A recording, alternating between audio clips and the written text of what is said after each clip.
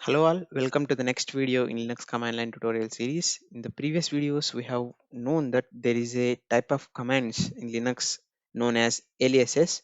In this video, we are going to learn about a command called alias command, which is used to create aliases. And we are going to create our own commands by the end of this video.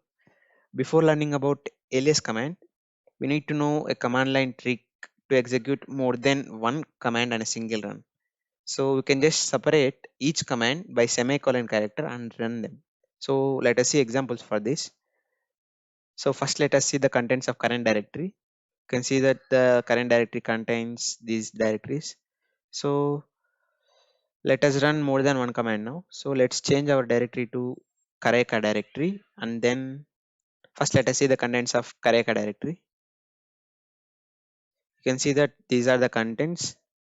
So let us change our directory to Kareka directory, and then separating with a semicolon character, and then make a directory whose name is, let's say, alias, and then uh, create a file in alias directory here, which is created here. So touch alias and then file name. File name can be, let's say, file, and then return back to our original directory. In this way, we can run more than one command by separating each of them by a semicolon character. Now let us see the result. Let us see the contents of Kareka directory. You can see that there is a directory created here. So let us change our current directory to and see the contents now. You can see that there is a file, and if you see long format, you can see that it is created now, which is here. You can also, let's say, first let us go to our uh, home directory. Now let's say, let us remove this alias directory by using multiple commands. Let's say cd kareka, and then we are in kareka directory. Now removing directories require r flag, which recursively removing alias, and then going to our current directory, which is here. You can see that the directory alias is removed here. So let us also see some simple examples.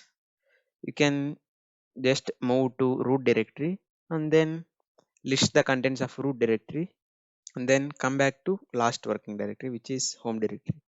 Now you can see that we can see the contents of root directory here. Both are same.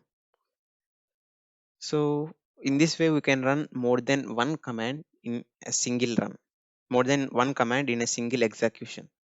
So let us know more about alias command.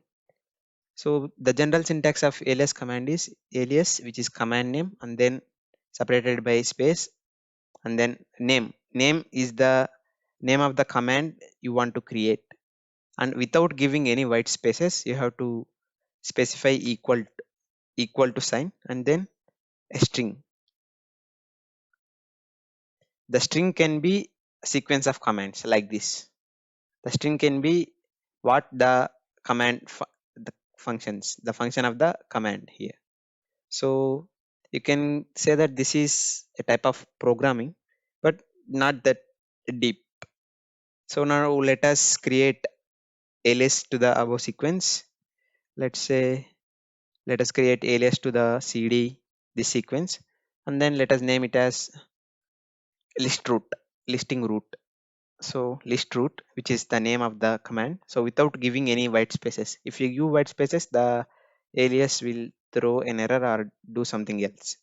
So cd,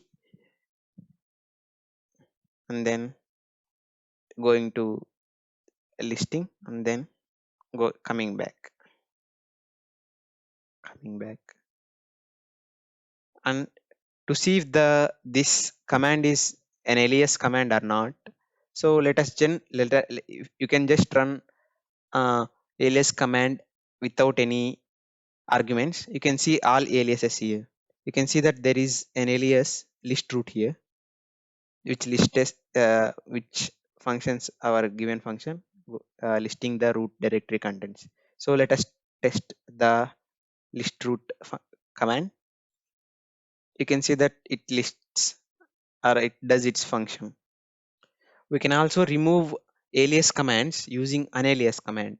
Let's say unalias. Let us remove the list root function. Let list root alias. Now without now let us see the all aliases. You can see that the list root alias is removed here. There is one problem with defining aliases on the command line, which is they vanish after you close your terminal or your shell session ends.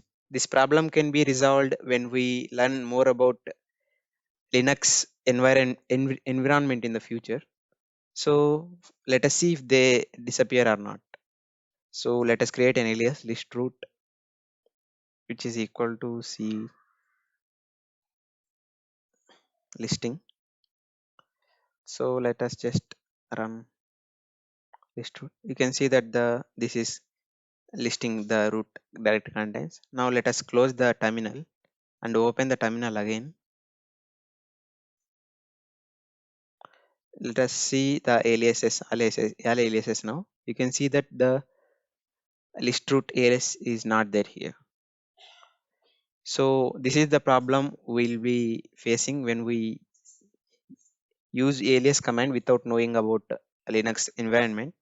After knowing Linux environment and all the files that are used to create an environment, we can just define aliases in the files that start the terminal session. So that will be covered in the later videos. That's it for this video. Thanks for watching. Please like, share and subscribe.